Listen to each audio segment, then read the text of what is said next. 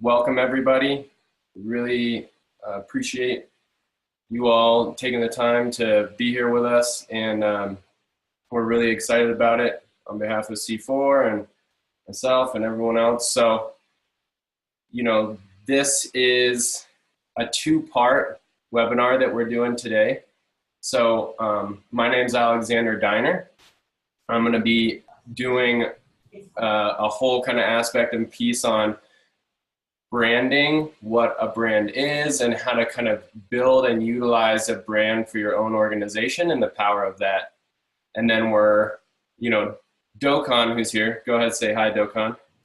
Hi everyone, my name is Dogukan and I work for C4. I'm going to be covering the digital media part of the presentation, and we will talk about how we can utilize these online capabilities to elevate our brands, treatment brands online.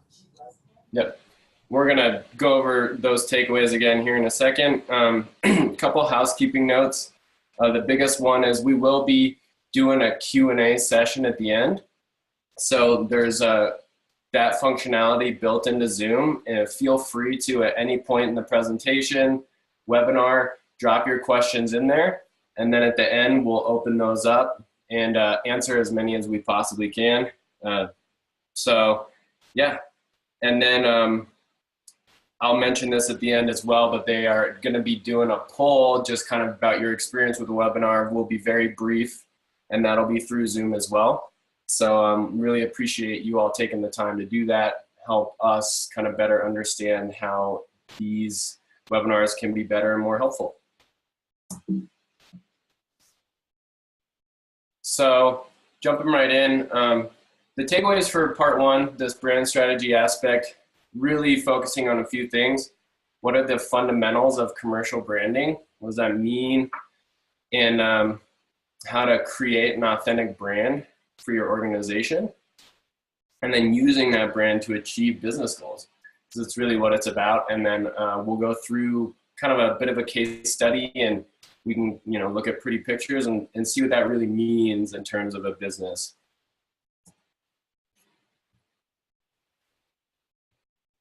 Hi again, everyone. So on my part, we will basically talk about what are the online media, how we can use them, and why there's a big opportunity for behavioral healthcare brands to use digital media right now. I started as a non-technical person, so I learned it by doing this. I will share my experience, how you can do it or how your organization can do it as well, and we will share some tools and tactics about leveraging your social online presence by the end of this presentation. Great. Thanks, Dogukan. And then lastly, we thought it would be really helpful to have some goodies and resources that everyone that's attending can use for themselves, for their business, their organizations. And so I put together a brand values and attributes worksheet, just a few pages to really help you compartmentalize, understand, and kind of organize these brand values to get started in that process for your company. And then Dogukan as well put together a social media and SEO toolkit that's just helps you kind of understand what tools are available, how to use them, and how to track your online media assets. Is there anything else you want to add to that, Dogukan? No, very good. Thank you very much, Alexander. Cool. Great. We'll go ahead and jump into part one, your brand strategy. So as I said, my name is Alexander Diner. Really excited to be here with everybody. So on a high level, I'm a designer and a strategist. I'm based in Denver. So I operate a small design studio called Shapemaker. We help consult with organizations, large, small, mostly more emerging, to really develop their brand and design strategies to meet critical business goals. And so what that really means is, I focus a lot on the visual aspect of design and how that applies to companies, a lot of brand identity work, a lot of logos, and then a huge focus on how does that apply to your website, to your content strategy, to apps, marketing materials, etc. And we'll talk more on those pieces within. this first part of the presentation. So in my experience, all industries really stand to benefit from intentional branding, regardless of size. Retail, technology, construction, food and beverage, transportation, really anyone else. And I mean, you see this with your big brands, with the Cokes and Apples and Googles of the world, but really cohesive branding can help even the smallest businesses gain traction with their demographic and create loyalty. And so that'll be kind of a consistent theme throughout this first part. The reason that I'm doing this and talking about this with all of you today is, in my experience, behavioral health is nearly untouched in terms of really considered branding and digital strategies. And this really equates to a huge competitive advantage for people that are willing to make the investment. So, you know, I have been around behavioral health for a few years. I've worked with a number of companies and establishing their brand. And what I've seen is that there really aren't a lot of very thoughtful brands in this space, thoughtful in terms of considered or intentional about that aspect.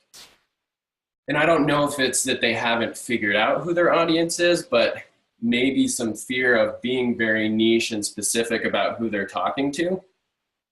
Because, you know, there is kind of more of a generic feel. A lot of people are very similarly branded, and so there's not a ton of differentiation between these organizations, which means that people are generally making decisions much more based on price than is the personality or the brand of this treatment center or organization really what I need or what my loved one needs or who I want to partner with, right? Excuse me. So this is one of my favorite quotes when it comes to branding. The best and most successful brands are completely coherent. Every aspect of what they do and what they are reinforces everything else. Wally Oland's was kind of, you know, some people say the godfather of branding. He really brought the focus into branding as a powerful concept for companies.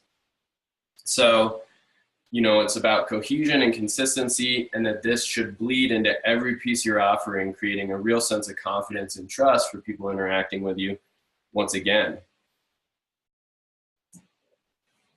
So what is a brand? To keep it simple, a brand is the relationship between people in your company, product, or service. It's the personality, it's the promise, it's the purpose of your organization and what it offers. Branding is very visceral, very instinctual, often very subtle. I often say to people I'm working with or people that I'm teaching or talking about branding with, that branding is really the secret sauce because it's the platform of the relationships you have with your favorite brands and your favorite products, but many people don't really think about that or see it. It is so subtle, but it is so powerful. It creates emotions and feelings with companies and products when you interact with them. And on that point, your brand is something that exists no matter what. So you can choose to deliberately, intentionally shape it, or you can let it shape itself and just hope that it turns out beneficial for you. And so for many small and emerging businesses, they think they can't afford to focus on branding, or they don't know that this is what they need to do. And so the customer's experience forms their reputation, forms their brand, right?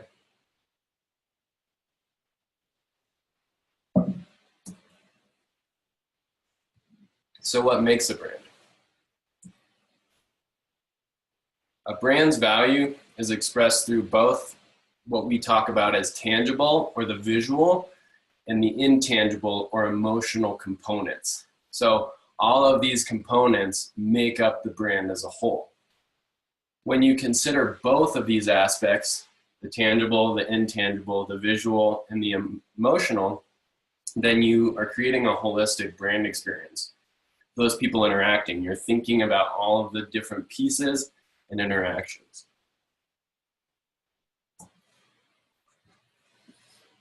You know, little diagram, but the brand experience is where these things really touch. That's the experience that people are having with your company, with your product, with your service.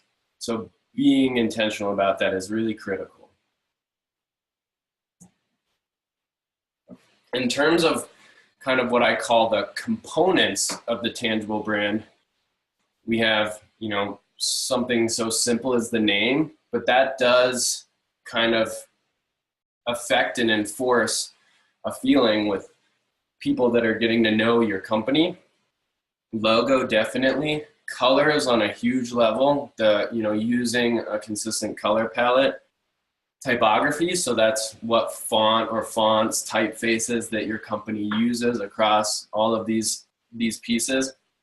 Imagery, so are you using photos? What kind of photos? Are you using illustrations, icons? Are they consistent? Do they reinforce the feelings and language of your brand? And then, of course, collateral, voice, and content. So how you talk and what you're saying. So these are used to create these tangible brand platforms. So once again, the visual brand platforms. So these are your marketing materials. So brochures, booths, banners, business cards, lots of B's, letterheads. This affects your facilities. So, you know, wayfinding signage on the actual physical spaces. They should definitely affect your advertisements. Absolutely, your website should reflect all of these visual pieces. Any apps, if you're using them, should be present on your social media. Packaging, if that exists at all, and hardware. So, you know, when we talk packaging and hardware, a great company to think about is Apple. They have branded so much their hardware and their packaging that it instills a real feeling. A feeling of finesse, simplicity, quality, almost artistry. And that's very intentional. They want it to feel as simple, high-end as possible. So these tangible aspects, they create this cohesive visual experience for those interacting with your company and products. I've said it a couple times, I'll probably say it 10 more throughout this presentation, but this is really important because it will be people's first impression of your company for the most part. It'll play this really important role in whether somebody decides to invest in learning more or interacting with you or your company or your service at all. And so these are the pieces that are a little bit more subtle and that people often don't think about, these intangible brand components.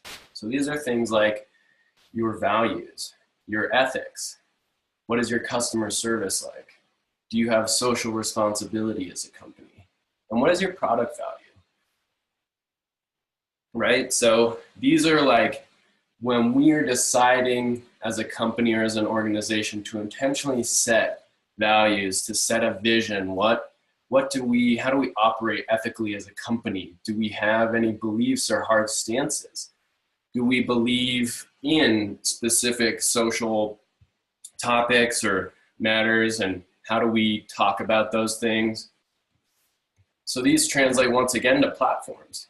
So these platforms are the customer interactions, the community impact, the company culture, really the price of your product, and the overall personality of your company. So these things are interesting, but you think about, once again, the experiences that you have with some of your favorite brands. You know, like I love the bank I use because when I call them if something's wrong, a real person picks up every time. The first time I was confused. I was like, this is a really good robot. And then I realized, okay, this actually is Kelly in customer service. And so, you know, when you set a value that's like, you know, we want human interaction when, you know, if all possible, all the time, then that is going to affect how your customer service works, how your customer interactions look. If you've decided you want to be an inclusive organization, or you want to be accessible to more people, your product price needs to show that. You know, if it's more accessible to more people, then it's inclusive. If it is much more expensive and high end, then yeah, it's more exclusive. None is right or wrong, but it does really need to be considered for who you're trying to cater to. So these intangible pieces, they create a more emotional or visceral experience. But once again, when each part is considered, the tangible and the intangible, we really cultivate an intentional and coherent experience for consumers, and this builds this sense of kind of trust and intimacy.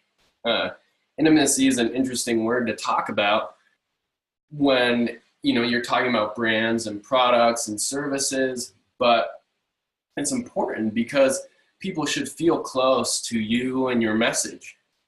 The closer they feel, the more willing they are to talk about you to others in a good light, to kind of spread the word of what you're doing, to evangelize your company, and to continue to purchase, whatever it is that you're selling. So big important part, this creates what we call brand equity. And so this idea of brand equity, it is your company's value. It's determined by the consumer perception of and their experience with your brand. So it's grown through this consistent, intentional decisions that are constantly being informed by your values, by your principles, by your ethics, things like that. And so, just like equity in anything else, financial equity or equity in a company or equity in your home, whatever, it builds over time.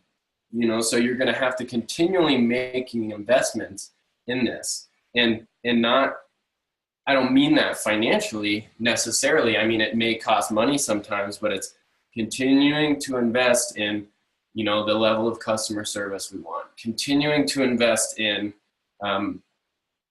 consistent visual experience for our customers at conferences, continuing to invest in making sure that our website content and kind of visual system is on par with every other part of our brand. And the more and more you do that and the more people interact with it, the better your brand equity, the more your brand equity. So in terms of building your brand, this is kind of where it all comes together. Understanding your brand's values is, in my experience, definitely the first step in crafting a functional brand for your business. So these values, they act as the North Star for your organization.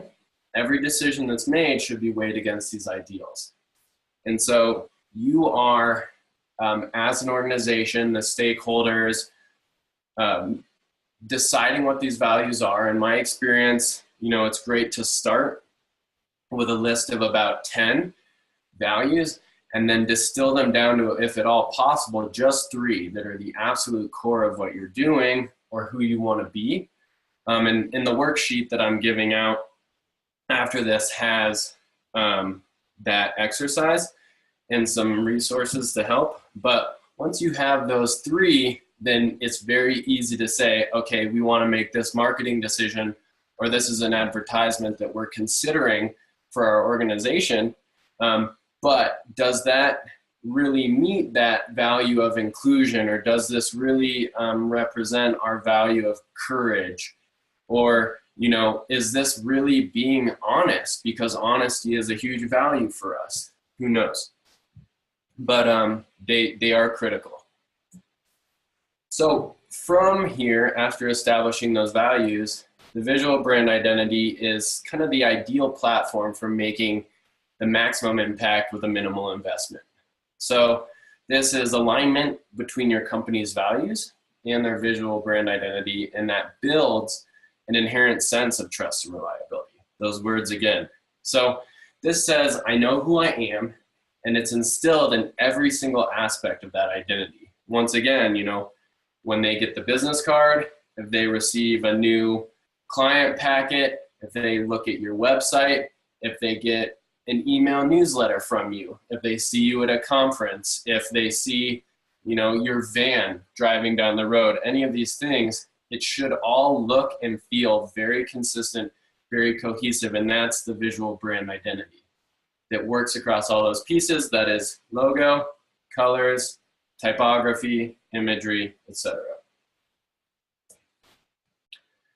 And with those brand values in the visual system to match, you have created this steadfast set of tools that you can scale with your business. You can grow as you need to. You can become more aspirational with it. So, you know, you can build the website, build marketing campaigns. You can launch any other brand platform with confidence, knowing that it matches who we are, our values, our ideals, our principles. It's very, very important. And that, you know, once again, maybe the last time I say it, it really builds trust, a sense of trustworthiness with your customers. And that's what you want. You want people to trust that what you're saying is who you really are, and what you're selling is what they're really going to get. So jumping into a case study here, just a really great example to kind of illustrate the power of the visual brand and when those are guided by brand values, how they work. Wanted to choose a company and a brand that's very well known. So Chobani, you know, a really awesome success story of a, you know, a company that built a great, simple product. And for a while did have a very pretty cohesive, consistent brand, but it was fragmented in some places because of how fast they grew. And so they got to a point where they felt they needed to update this brand identity to match who they had become as a company and the products that they offered now, and the future that they were headed towards. So they created, you know, some updated brand values. Really needed to be approachable.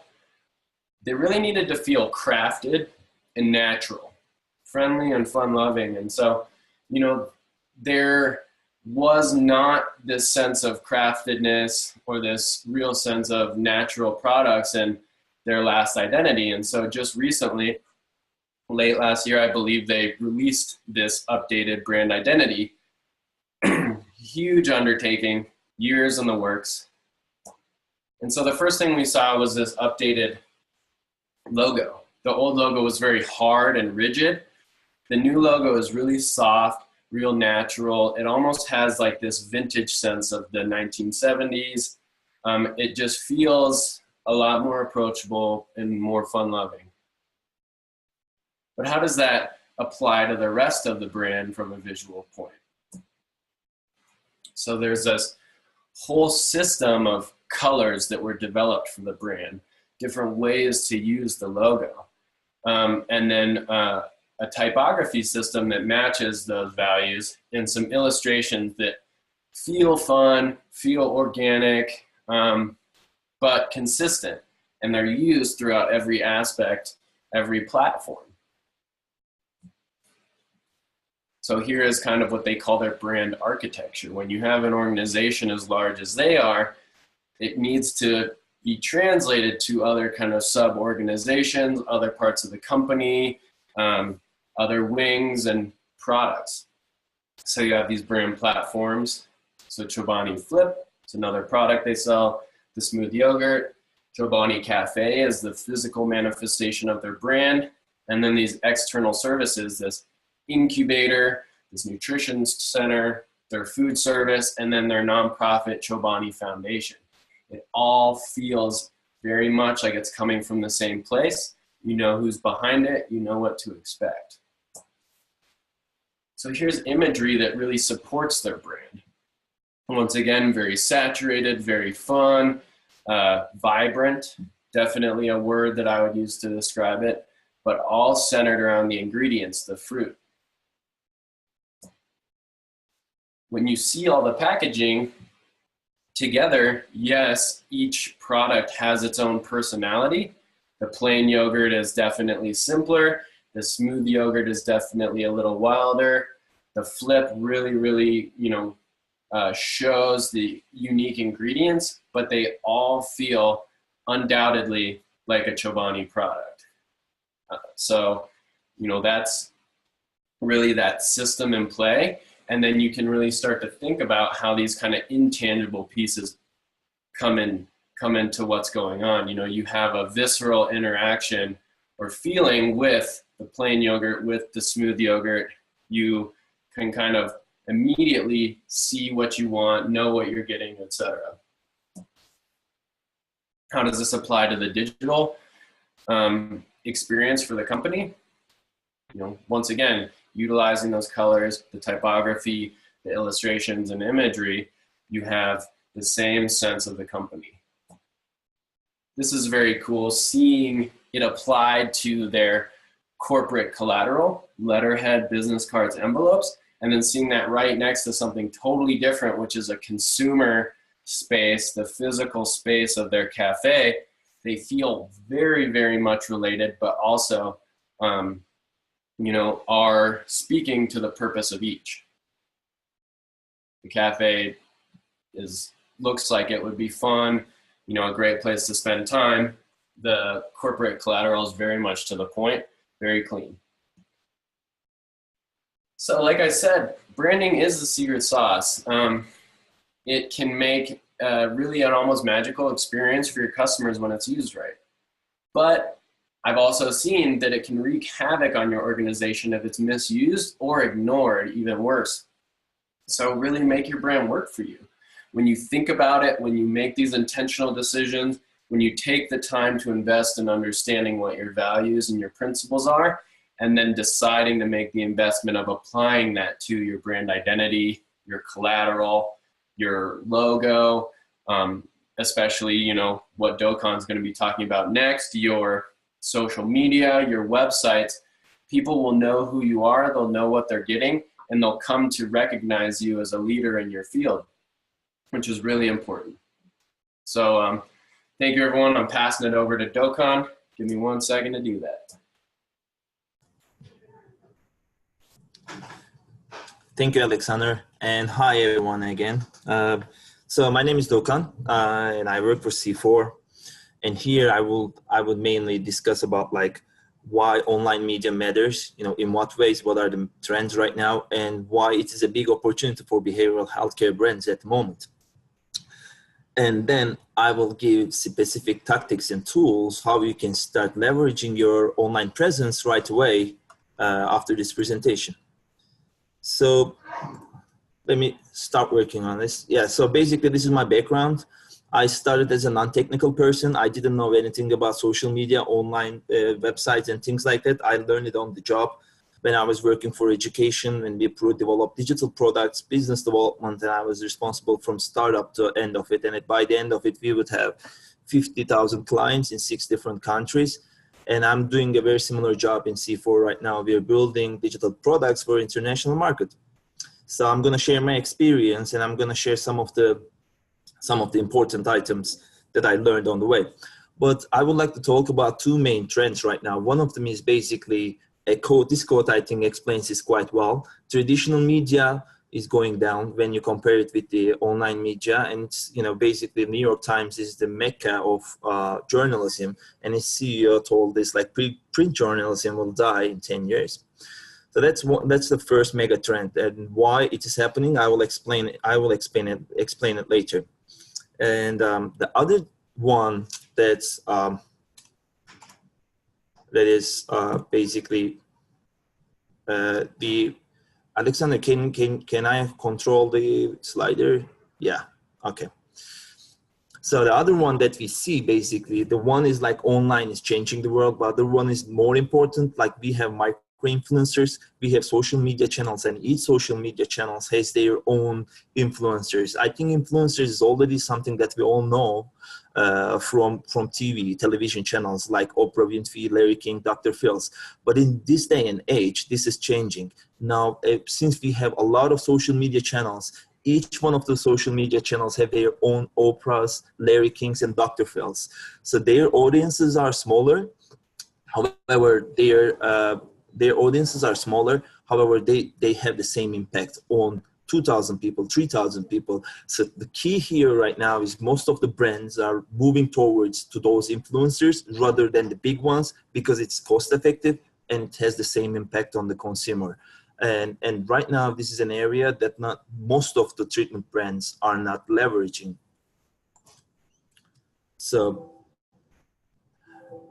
basically, why I call this, why this is happening, why people are moving towards the online channels. I put here, there are lots of reasons, but I put here the top 3 ones. First of all, you can track and measure every dollar that you invest in digital media.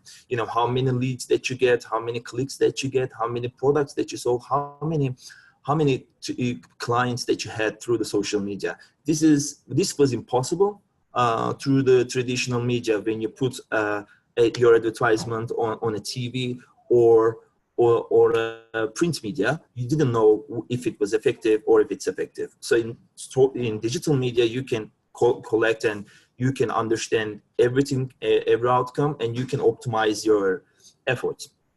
The second thing is, you have better targetings. So, yesterday I just made an experiment. I just wanted to check how many people are liking Bill W. At the age of 18 to 25 around West Palm Beach. And I checked it from Facebook. And I was going to send an advertisement with a lead. And for $2.5, I would get a lead from every single person living in that area, and I would show my advertisement to them.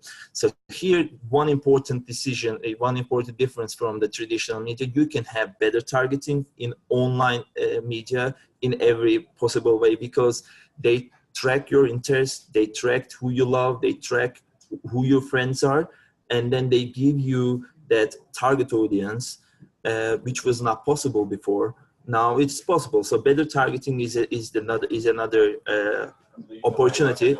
And I think the third important opportunity is that, before that, all of these opportunities were open to big brands, but right now it's open to everyone. The entry barrier is very low, so anyone can do this kind of advertisement and social media engagement. So why it matters for behavioral healthcare? The first thing is, there are also a lot of reasons, but I would like to touch the top 3. So in the behavioral healthcare, our clients are not visible. What I mean by this is that, our clients do not mention that they want to be our clients. It's not like they're going to a college that you're proud of if you're going to a treatment center or a behavioral healthcare center. So most usually, you deal with people who are not willing to admit that they want to use your services. So that's first thing, you need to find them where they are, because most probably they will not come to you. The other thing is, you're talking, I was in education, and in education, the client that you provide services is different from the person who is paying for the services. Parents were paying for this, and kids were getting the services. In our case, it's more complex in behavioral healthcare. You have families who are paying for the services, or the insurance companies. You have also clients who you provide services, and then you have professionals. You need to build referral networks, which means that you have multiple target audiences which you should be addressing right away. And online media has that opportunity, because in few different slides I'll show you can target different audiences with different social media channels.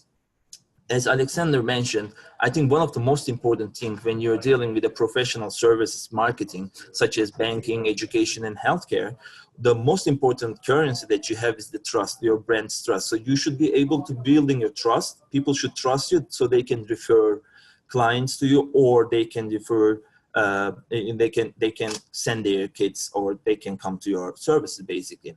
However, one more thing that is really important in this day and age is the attention. We need people's attention. Everybody is playing for people's attention. People, when you're in social media, when you're online, most of the time on your mobile, people are hunting your attention, and we will be hunting our target audience's attention. So attention is the most important thing. And luckily we are in a good stage. Because, I think it was the last week, one of the senators put this Time magazine's cover at the Congress, and she talked about what is opioid crisis, and how we should have long-term strategies to avoid it. So right now, all the media and community's attention on us. So it's a great time to leverage this and start putting out content. But why now this is important? So I just put here some statistics. This statistics gives you the number of overdose deaths about young people who are aged between 20 to 35, and this is basically 2000 or 2014. So it dramatically increases up to 2018 right now. And I know you can imagine, if this is the death rate, you can imagine a usage rate is a multiplication of this. So this is one thing. And if we move to the other slide, you will see that once again. If you move to the other side, you will see that this is the prescription painkillers overdose rate for the people who are aged between 50 and 65. And like I said, this is 2014. So these numbers are rising dramatically. So where are you going to find these people? Where are these people? Because these people doesn't tend to admit that they have a problem and they want to be approached. So the way you will find them is through online media. And as you can see in the slides, to find this slide, you can see that blue lines are the people who are aged between 18 to 30, and people, then you can see the different age intervals, but you can see which social media channels works for which age. So if you want to hit people between the age of 30 to 59, 81% of them are on Facebook. Whether they admit they have a problem or not, they will be on Facebook. Or they will be, if you want to hit the younger generation, YouTube is the place to go as well as Facebook. So you can find those people. These are the places that people are hanging out. So you should be there to, when, just in case when they need help, they will be approaching to you. You should be approachable. So you should be where they are instead of calling them to your place. So on the next slide, let me try to control it. Looks like I cannot control, but anyway. So thank you, Alexander, for this. So on the next slide, you will see, I just put this to give us some perspective. Back in the days, 20 years ago, our television is everything. But right now, our social media is the channel. Like our phones are our TVs. You can see the average time spent on social media channel for each social media channel. This is an average American spends time on each social media channel. So I want you to look at one more thing. So look at Facebook. Every single person in America spends, let's say, this is average basically, but 35 minutes on Facebook. Add it on Instagram, which is 15 minutes. And probably, you spend at least 10 minutes on WhatsApp. So basically 1 hour each day controlled by one company, because Instagram and WhatsApp belongs to Facebook.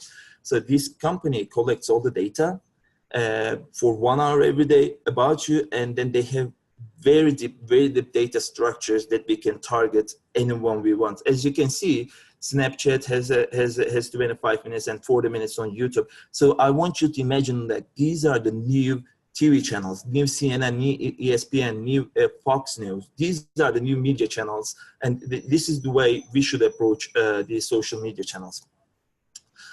So I want to clarify one more thing before we move into how we're going to use online media on behavioral healthcare, because I know HIPAA is a very important issue. And I attended a training in our conference, Access Conference, about marketing. So basically, the HIPAA compliance is based on common sense things, like basically, you should be marketing ethically. You should not tell the services that you are not selling. You should not be promoting the services that you're not, providing basically. And secondly, you should not share anything private related to clients, patient information. So here I gave you an example. This lady, Dr. Dogukan, is at Aesthetical Dental, she's in New Jersey. She's phenomenal in new media channels like Snapchat, Musical.ly, and she's totally bringing it on in terms of like online media, and her sales numbers are increasing, and she does it totally respecting the HIPAA and patient information of the kids and clients that she has. So I just wanted to put it out there, so just to show you that there are examples. So it's not an excuse that we have HIPAA, we can do this. Like, people are doing it and really successful about it. So I just want to make sure that, this is a really ambitious slide name, which says like be a social media expert in one slide. I know it's kind of ambitious. However, I think, this is a basic human behavior. It's just we display it in an online platform. So we are already social media experts. All we need to understand is it should be online. So what I mean by this, the number one mistake that most of the treatment brands or like behavioral healthcare brands are doing on social media right now, they only talk about themselves. Like they always talk about their rents, their products, their services. They don't share anything else. They only share about themselves. So I want you to imagine that you're in a social cocktail party and you meet with someone and you only talk about them, like what you do, who you are, what are your degrees are, how you're accredited. Like after a while, people lose interest in you and they will be blind. Whatever you say, they will be just, you know, making a pose of they're listening, but they will not be listening. It's the same with social media. If you want to be good at social media, you need to understand that this is a conversational platform. It's not a billboard. You should be sharing something valuable for people, something more engaging, something understanding their problems, you know, something providing their value on their data, on their world. If you're talking about to professionals, for example, in our case, you know, basically you should provide something valuable for those professionals that they can use. If you're talking to your clients, you should be talking about like how they should stay clean after treatment center and things like that. It's not all about our promotion. I think, you know, from my understanding, I'm a bit ambitious about this topic. I think 1/5 of shares should be about like promotions. The other remaining 80% of it should be related to your audience, like providing value to your audience. I think that's really important. Sometimes people say only 1/3 of your shares should be promotional, the rest should be value to your clients. But in I take it to the extreme, and I believe that we should be providing value most of the time. And then, you know, regularly we can promote stuff, but in a very low average. And I think everybody can understand if you imagine yourself in a social cocktail, and you let others people speak as well. And so you can understand them. It's the same strategy. The other thing that I want to tell you, like every social media channel has their own language. So it's really important that you should be understanding and providing content according to that language. And, you know, have your own voice. I think Alexander talked about brand values and brand cohesiveness. It's really important because, you know, your brand should be distinctive, and you should be providing content from that original voice so people can remember you when they need help. On the other slides, I will talk about like now I want to touch every single item related to digital marketing, so you have a better idea. Probably some of you already know this, but I will touch base briefly, you know, with every social media channel and SEO pieces as well. So for the SEO piece, I want to clarify one thing. SEO still matters, even though AdWords is not on the game and Google is not letting us do AdWords anymore. SEO still matters, but how you do SEO is really important. You should be utilizing social media. The way Google ranks the websites is, you know, measuring the traffic, and most of the traffic comes from the social media sites. So you should be having really good social media content so you can attract more traffic.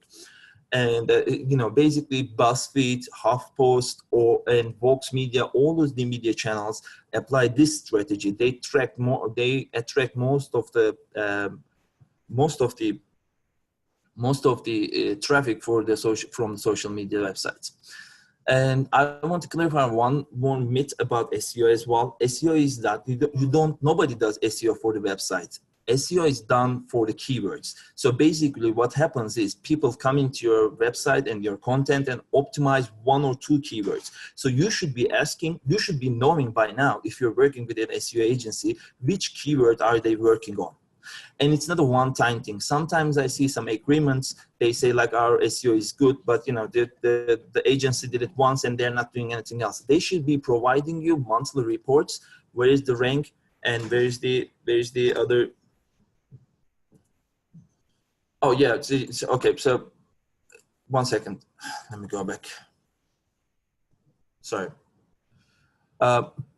So one thing is really important with the SEO piece. You should be knowing your monthly reports and, you know, what keywords are going there. And it's not an easy job. It takes sometimes like 6 months to go there, especially one keyword, sometimes 1 year, but you should see a progress in your ranking. So that's really important. You should be asking the right questions, and you should be asking where they are sharing your links about it. I want to give you one example from the retail business. So if we can move on to the next slide, yeah, I'll show you. So in 2011, New York Times made an article. It's called Dirty Little Secrets. You can check it out. In that article, they found like JCPenney, using have links from bad websites. So apparently, the consulting agency that they're working on, or the consultant that they're working on, putting JCPenney's links on bad websites, and that increased the rank of the JCPenney really up. And then when Google found this out, they really punished the company, and they moved them from the first page to the second page. You can check the article if you like to, but basically, this, and then JCPenney made a media announcement that they didn't know that this was happening. So I should warn you that, if you're working with an SEO agency, you should be checking where they're putting your links and your information, so you can, you don't share the same fate. So I want to move on to the other piece. One important thing related to social media is your content. Like we mentioned before, it should be a valuable content, and it should be speaking to your audience. I emphasize that newsletters, email newsletters are still important for one simple reason. I think you should be collecting email lists. You should be collecting email addresses of people, the professionals that you work with, the clients that you work with, for one simple reason, because you 100% own it. If you have Facebook followers, or if you have Twitter followers, if you have Facebook likes, it's really the owner is the Facebook or Twitter. So they can change their algorithm tomorrow, and they can, limit your reach, which is their business model. They should be limiting your reach, so you can pay the money to reach out to your own audience. So don't assume that if you have, like, let's say 10,000 likes on Facebook, and when you share, 10,000 of them sees it. It actually, the reach is very low, around sometimes around 3% to 6%. It's moving there. The other thing is social video. The video that you see, you should be providing videos that you see on with the captions on Facebook most of the time when you're checking with your mobile phone.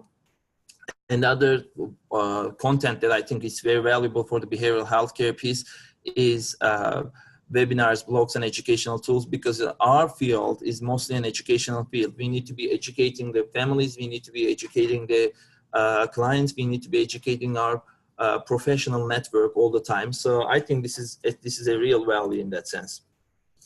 So I would like to go touch base with every single social media channel. I believe that matters for behavioral healthcare. I think Facebook is really important. I strongly urge you not to underestimate Mr. Zuckerberg and his strategies. This guy just bought Instagram in 2012, I believe, for $1 billion. Now the company's reach is very big, it increased very much, and they basically own the new generation. So he is a very smart guy, and I would not avoid Facebook in any way. The other thing about Facebook is that you can share any type of content. For example, in Twitter you can share only 280 letters in count, or in Instagram you should be sharing some visuals, but in Facebook you can share anything that you want. And like I mentioned before, the targeting and the data that Facebook owns is second to none. Maybe Amazon has that kind of data, so this gives you the advantage of targeting in very cost-effective ways. Twitter is in the same way, but I don't, you should be having Twitter if you want to start a conversation and continue a conversation. Do not just open social media account, just everybody has it. If you need to use it, you really can use it, please have it. But Twitter's mentality is basically more conversation. So if you want to keep up with the conversation, it's an area that you can work with, basically. Why social media matters? I just wanted to put here one more examples. Most of United has a crisis, a social media crisis. I believe it was last year. They had overbooked, and they had to take someone out with using violence, basically. And people are, taking photos of it, taking videos of it. And this is what happened right after that. Their stocks get tracked really bad. So every single brand right now out there, social media and online media has some advantages. However, we are all of us are one social media post away, having all these problems. And especially in our sector, trust is really important. So once people lose trust in us, it's very difficult to pull it back. So I urge you not to be the United of behavioral healthcare.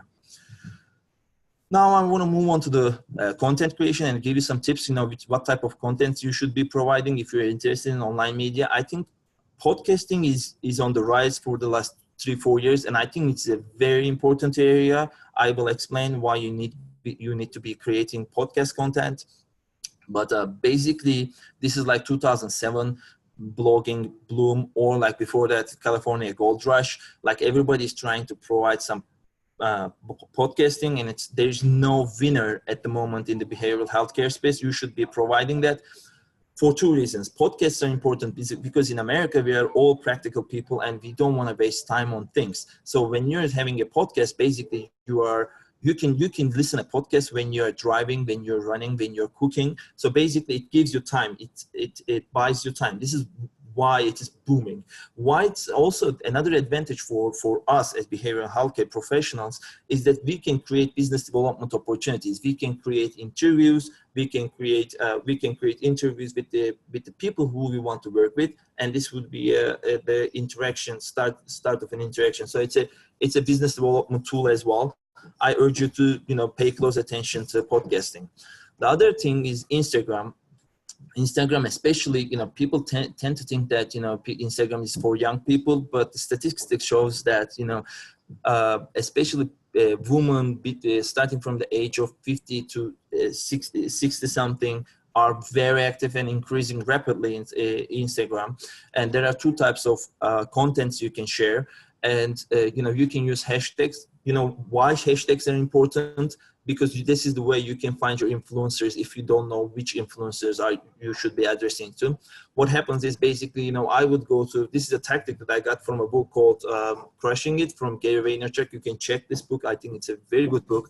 But basically the strategy is this: you can check the top hashtags.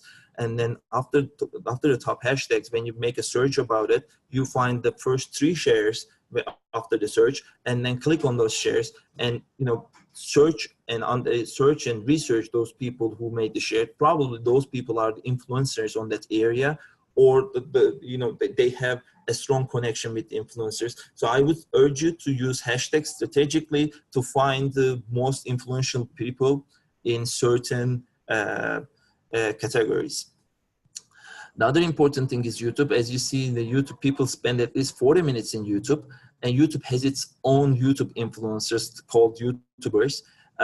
It has the same strategy because it's a Google product. It has the same strategy. You need to be search engine optimization, changing playing with the keywords and also optimizing your YouTube channel.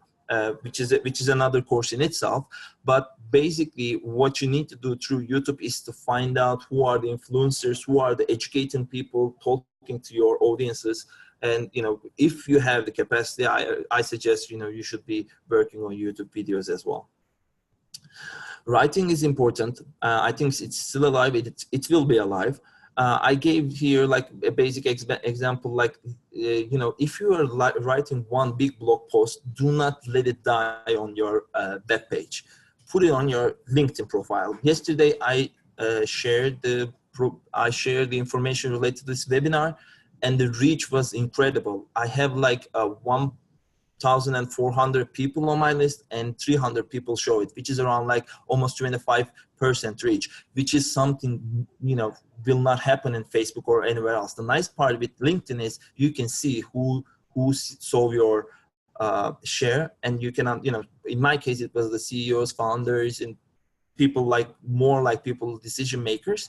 But you can target those people from LinkedIn as well, and you don't need to make another effort if you have one blog post. You can do the same thing with Medium. Medium is a new blogging platform. It's very popular. The nice part about Medium is that you don't need to search engine anything. They have their editor team, and if you write a really good and original article, they choose it and put their front page. And I don't see any behavioral healthcare brand that is doing it right now.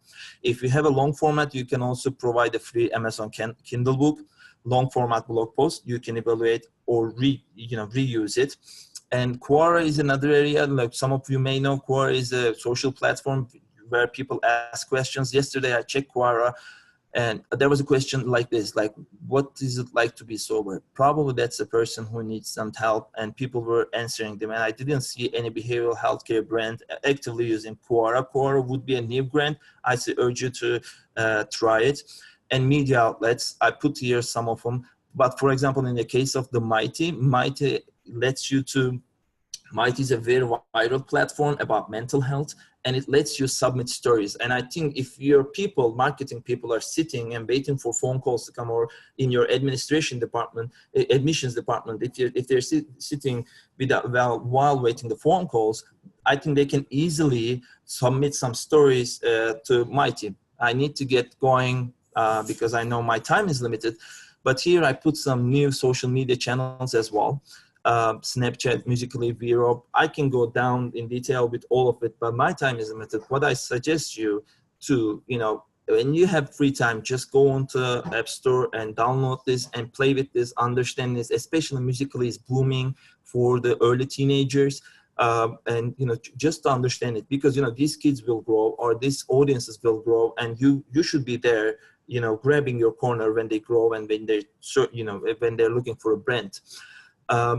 Why it matters, even if they fail, why it matters to, work on these platforms. It's basically because you have transferable skills. Back in the days, there was a social media called the Vine. It was short videos platform, and now it died, almost died. However, people who are doing good at Vine are doing also good at Snapchat, because it's the same logic. The language is the same. So there are some transferable skills. So if you want to hire some people, or if you want your team to work on it, if you want to work yourself, focus on those transferable skills. So what is the next steps on our end? What you should be doing, in my opinion, and what was successful in my experience. The first thing is, basically, I agree with Janet, Alexander. I think you should be starting building your brand on trust and care, because we are in a care business, and people come to us because they trust us, because this is professional service. So there's no clear measurement. So I suggest you should be providing, you stay on the more giving side in terms of content, provide value to your people. The second thing is building your email list, no matter what. I understand all the online media channels are very fancy and shiny. However, at the end of the day, only your email list will give you the 100% ownership, and you can provide anything. And email is a very intimate interaction. Nobody gets offended on email. No, and you can sell stuff. You can send a personal email. You can send anything on email. It's in our basically social culture. And I suggest you to start experimenting and giving yourself some time about all these channels. It just doesn't happen in one day. But if you start playing today, I think you will be stepping ahead of a lot of people in the field. And if you want to work with professionals, I suggest you to find a specialist on each platform, just in case, not to share the same fate with JCPenney and United, but also, utilize all this information. I urge you not to, let them clarify their language, not to let them use too much jargon, and ask the questions, ask the right questions. And I will be sharing some of the tools that I compiled for SEO and social media platforms after this webinar. So I think, thanks for letting me, share, and I think we are open to questions and answers. Thank you.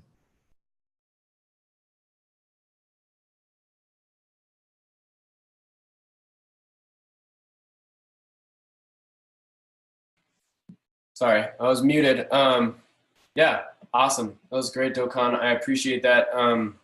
We're gonna jump into Q&A right now. We don't have too much. I think we have like 2 questions in here.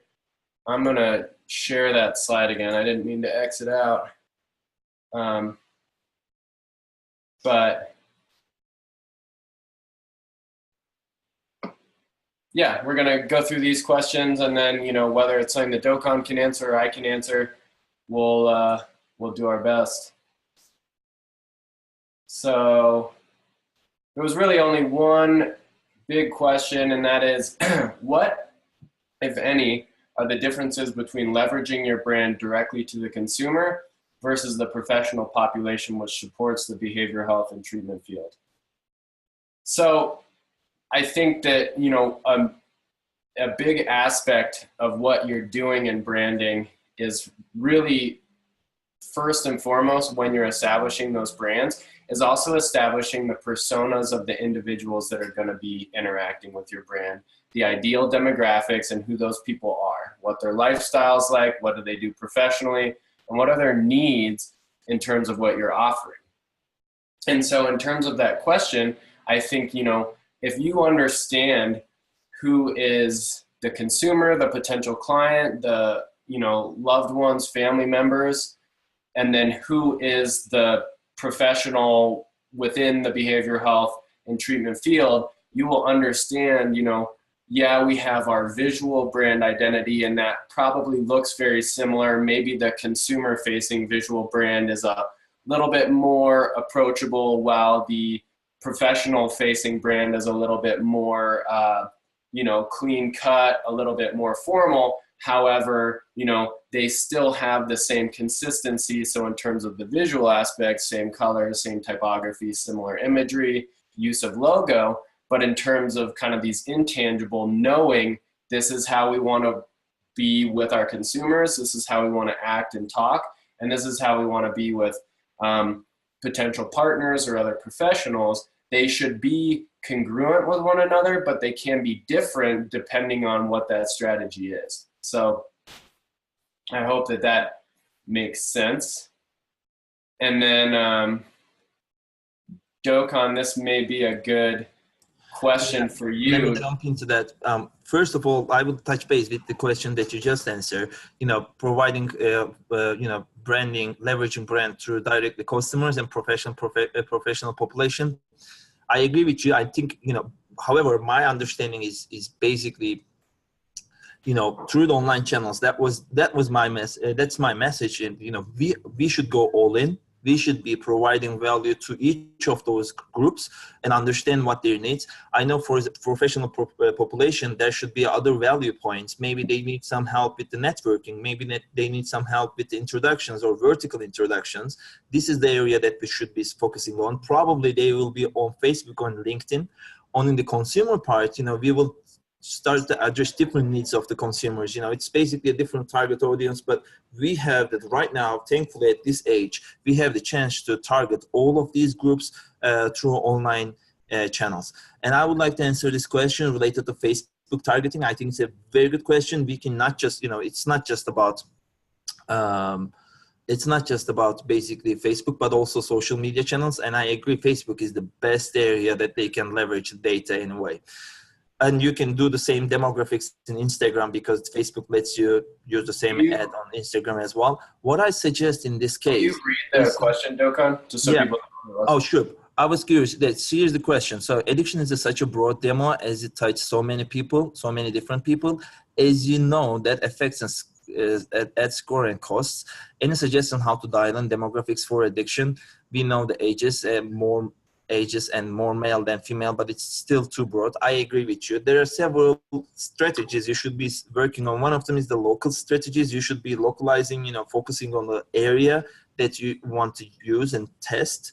For example, yesterday I focused on Tucson, which is the area that I lived in, and I couldn't get enough demographics. So I decided to move forward to West Palm Beach, and it was like enough people over there. So first thing is localization, you know, where you're functioning, where's your treatment center, and, you know, local part of it. So that one, you know, that can narrow down the process a bit. Another thing is I would suggest, you know, if you have a Facebook page, there's an opportunity that you can, they allow you to lookalikes. So lookalikes, basically the people who are like, the people that liked your page, who are similar to the people that liked your page. So that's another option that you can leverage, because Facebook knows that these people, you know, Facebook knows these people because of their shared interests. So I suggest check the lookalikes as well. One trick, you know, if you want to call it hack, I would call it hack. You can call it hack. But what I do was the Friends of Bill W was one of the things that I was targeting at, you know, people who liked Friends of Bill W webpage. and also the people, you know, people similar to them. That's another thing. And I want to answer one thing. I think Max Spiegel corrected me. Not exactly true. We can still do Google PPC, but they just disabled some keywords. He's correct. I think you're still able to do Google PPC and GDA, Google Display Network, which means that you can still use Google to provide display advertisements and things like that. However, I still think that that's not a very effective technique, since it's too expensive when compared with the social media. I just want you to imagine your own experience, like how many times you click on the adverts when you search something from Google, or how many times you click on a display when you're in a website, that you can make the own comparison. But thanks for clarifying that issue for us. Thank you. Yeah, organic is always preferred, right? Even though it's much more difficult. Yeah, 90% to 10% most of the time. It's very rare that people usually click on the search the ads. Yep. Well, don't want to take too much more of anyone's time. The information that's up right now is, ways to reach out to us, learn more about us, what we do, how we can help. As I said, these resources and, that we put together, the brand values worksheet and the social media kind of digital media toolkit that Dogukan put together, are both going to be sent out to all the attendees for the webinar. I believe that the presentation is going to be made available. I'll make sure that the most current version is sent out for everyone to have access to. And then lastly, as we said, there is a poll that's going to be happening in Zoom immediately after finishing. It shouldn't take very long at all, and it really helps us understand what we can do better, what went well, and what you'd like to see in the future. And so I'm really grateful to have this opportunity to speak with you. I know Dogukan, as well. And thank you so much for spending the last hour or so with us. Thank you very much. Thank you for your time. All right.